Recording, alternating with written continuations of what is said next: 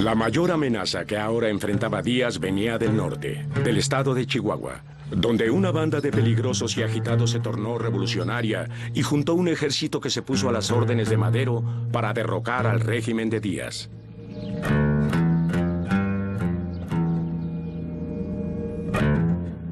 ¿Quién es Villa? Villa es un hombre que viene de la violencia social, de la violencia justificada, vamos a decirlo de esa manera. En los primeros años de su vida fue un agricultor que después se volvió un forajido. No era un bandido destacado. La idea de que él era un Robin Hood que le quitaba a los ricos para dárselo a los pobres antes de la revolución era una leyenda. Villa aprende rápidamente las técnicas militares de artillería, todo lo que tenga que ver con la ciencia militar. Y la otra cosa es que ante el pueblo, Villa es un hombre exactamente como cualquier campesino, como cualquier minero, como cualquier jornalero, como cualquier peón. Entonces se le agrega todo esto, lo que él ha aprendido como jefe de bandoleros, a cómo tratar a la gente, y todo esto lo hace un gigante.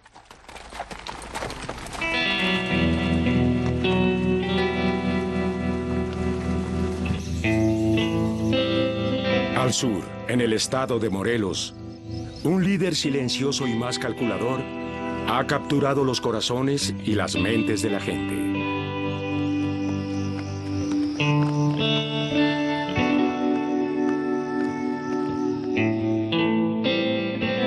Emiliano Zapata fue probablemente la figura más peligrosa de los líderes moderados, liberales y reformistas.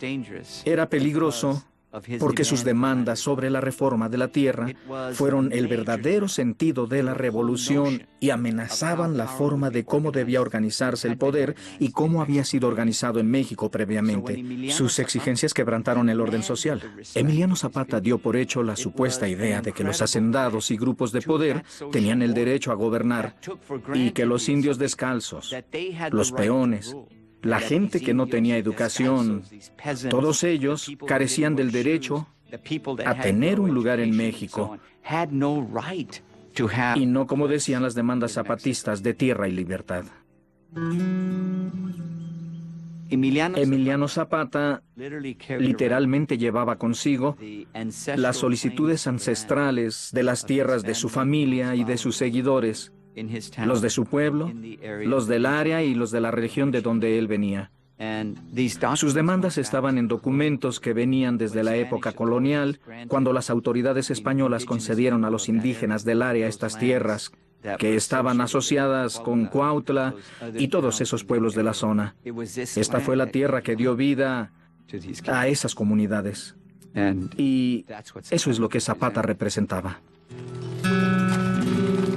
Villa y Zapata son de regiones diferentes, de mundos diferentes, pero en el fondo tenían las mismas inconformidades.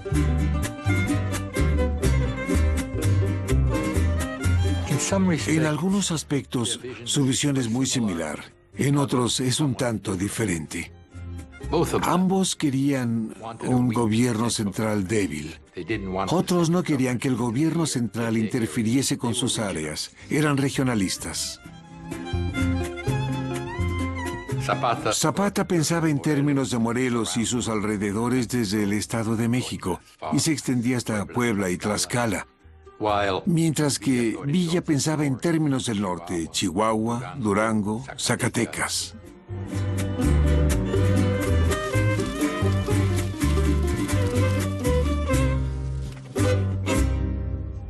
El plan de Madero de derrocar a Porfirio Díaz se convirtió en una guerra a gran escala.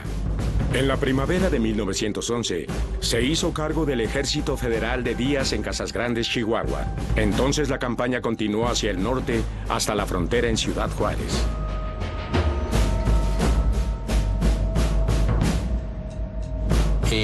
En 1911, cuando Madero estaba por entrar a Ciudad Juárez y la victoria estaba a la vista, Madero de repente desistió.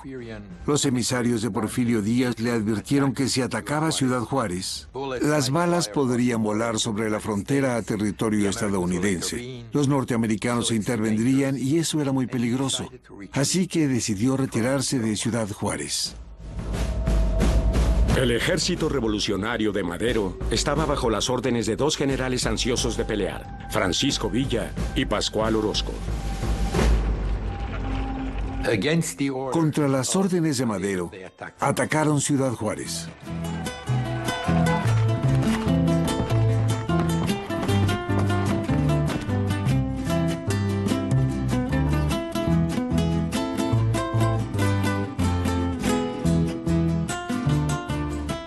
Madero finalmente tuvo que estar de acuerdo.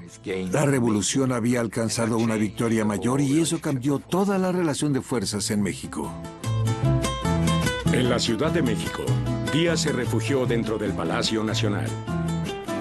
Afuera, en el Zócalo, en la Plaza Central, miles exigían su renuncia.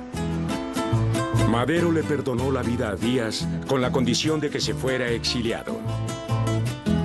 Cuando don Porfirio finalmente se dio cuenta que había que retirarse porque era la única manera que vieron de tratar de contener lo que estaba sucediendo. Es frase famosa, verdadera o no, que haya dicho: Madero ha soltado un tigre, a ver cómo hace ahora para cabalgarlo. Pero es muy difícil cabalgar un tigre.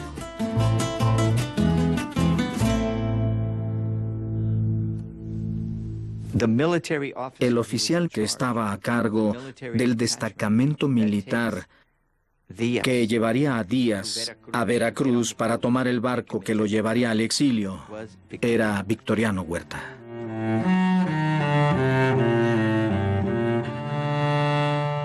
Huerta era un oportunista, un manipulador, era capaz de utilizar a la gente, era capaz de matar gente para saciar su sed de poder.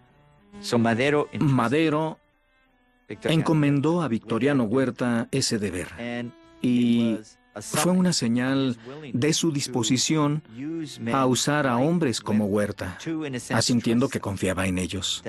Eso se convertiría en el error fatal de Madero, confiar en las personas equivocadas en el momento equivocado.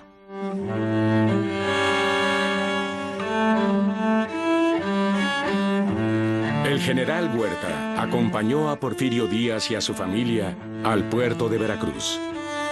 Desde ahí, Díaz partiría a Francia. Él pasaría el resto de su vida en París como un hombre exiliado.